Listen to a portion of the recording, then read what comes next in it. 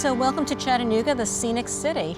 Well, thank you, Bea. And I think this is the first time that I've been in Chattanooga. And I got to say, this is a lovely old town, very quaint.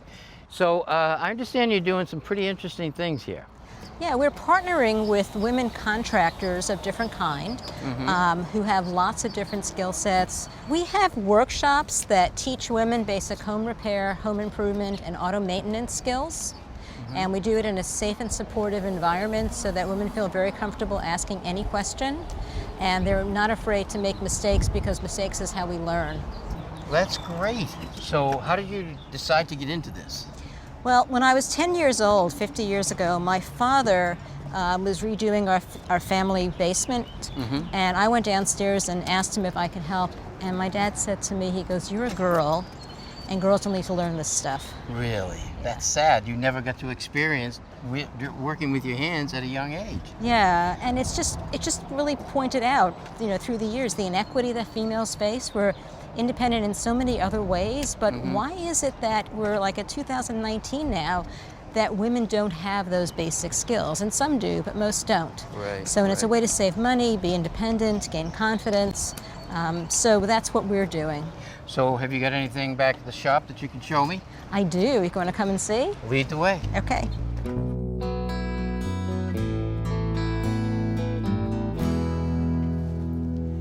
Wow, this is great space. Thank you. We do lots of our workshops here. Oh, and this is Belinda Harford, who's one of our instructors. Hi, Belinda. Hi, pleased to meet you. Pleased to meet you. Thank you. Yeah, I teach a couple of classes for Bea, and this is one of the tuffet classes that I taught a couple of weeks ago. A tuffet. I know Little Miss Muffet sat on a tuffet. Well, in Australia we call it a tuffet. You call it a? Footstool. That's right. What are we using for material? Well, some of the materials we're going to use is a 1/2-inch plywood, birch plywood. You can buy it from any hardware store. And then we're also going to use some ready-made wooden legs. Those look like oak. That's correct, and it's bought from any hardware store or craft store you can buy it from as well. After we do the woodworking part, we're going to swap over to the fabric part, where we're going to do the upholstery, and you can use any upholstery fabric to your liking, and that's what we're going to end up with. Are you game? I'm game, so why don't we move some of this stuff out of the way and we can get going. Wonderful. To start with, we're going to have the board that's going to form the base of the tuffet. We're going to find the center of the board by drawing 2 diagonal lines with a T-square that will meet, and where they cross, that will be the center of the board. So I'm going to set a nail, and that's going to act as a pivot point to draw my circle. So I want an 18-inch circle, so I'm going to have a 9-inch radius, and I'm going to make a few marks. It's just going to be reference points to draw my circle. Make sure I stay on my 9-inch. That's a great trick. So a lot of people would probably be intimidated by using a bandsaw.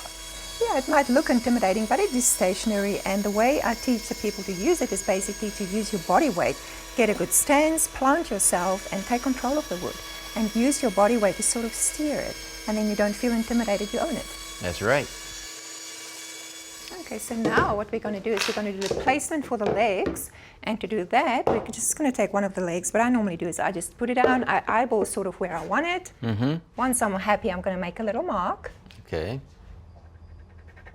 And that's going to be my reference point, so I'm going to measure that distance, and I'm going to mark it on all 4 lines. Okay.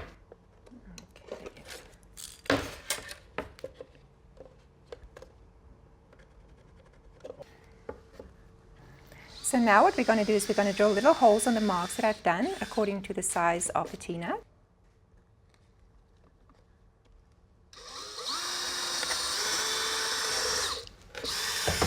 Okay, so now we're going to use some T-nuts over here. The shaft has got a thread, and that thread matches the feet. There's also little barbs around it that you're going to drive into the wood, and the function of the barbs is to keep it from turning and also to keep it in position.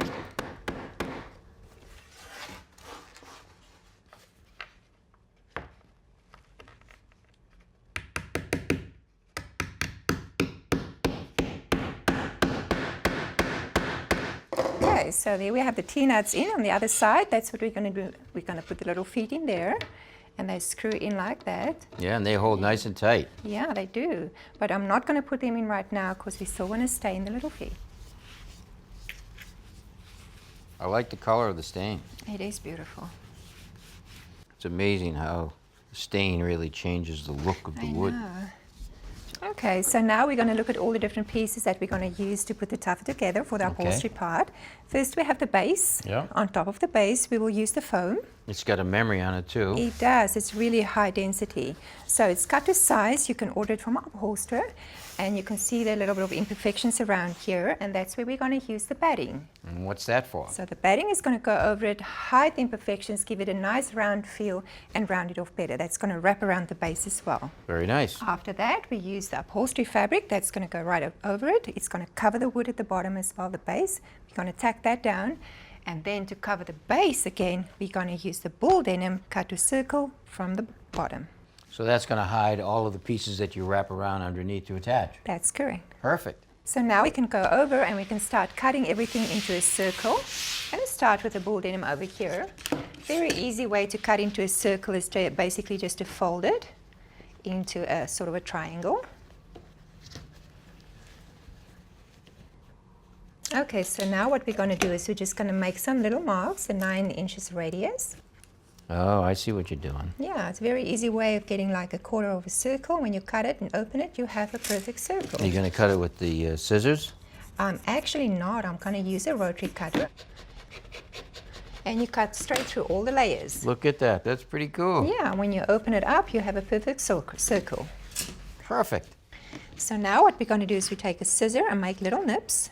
And what the nips are going to do is once we're done around the circle, we're going to fold it over and we're going to iron it. So those little nips is going to spin into the inside and you still have a perfect circle once you iron it. Perfect.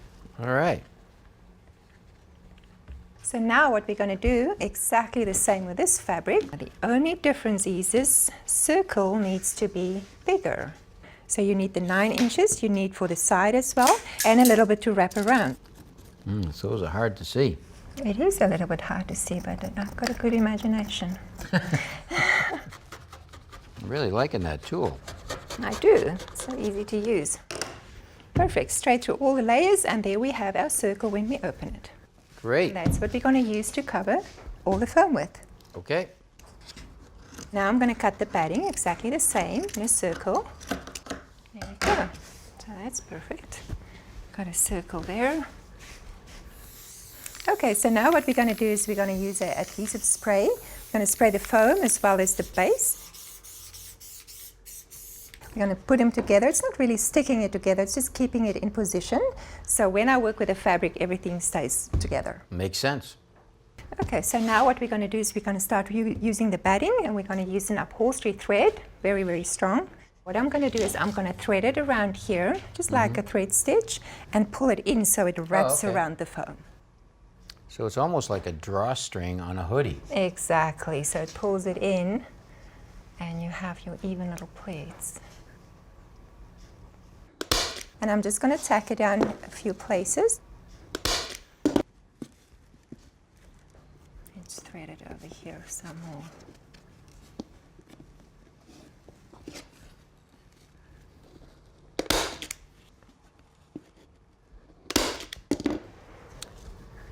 There we go, and now we can start with this fabric.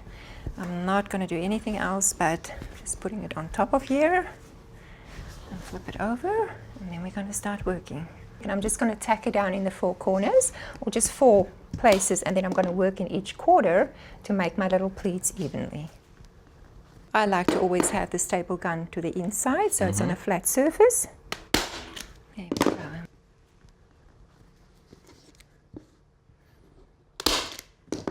And then you're going to start tacking down.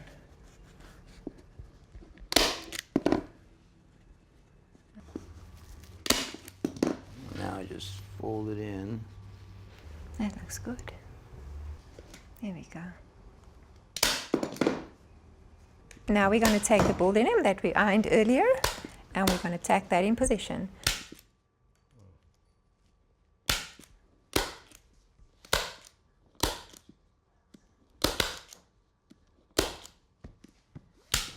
Okay, so now what we do is you just feel with your fingers where the T-nuts are, and you make little holes with a screwdriver, and then you just take the leg and you screw it in there. Yeah, those T-nuts really hold well. Oh, they're so strong. Okay, so there we go. We tighten the last leg. Okay. It's all done, nice and tight. Let's make sure it's nice and tight. And then we're going to flip it over and have a look. There we go. That looks nice. Beautiful. I like the nice, simple look of it. Yeah, a lot of people like the simplicity. I'm all for detail. So I would add some trimming. You can either put it there, you can put it at the bottom with some decorative nails. Well, I really like the fact that you're teaching people how to do these kind of projects. And this is a great little project to get you starting with upholstery. So if somebody wants to do the dining room chairs or the kitchen chairs, they have the basics and they can do it themselves. Exactly, very basic, but it's a good start and you can go very far with it. Well, thank you for teaching me. You're welcome. I had a blast. Thanks for watching. This Old House has got a video for just about every home improvement project, so be sure to check out the others. And if you like what you see, click on the subscribe button to make sure that you get our newest videos right in your feed.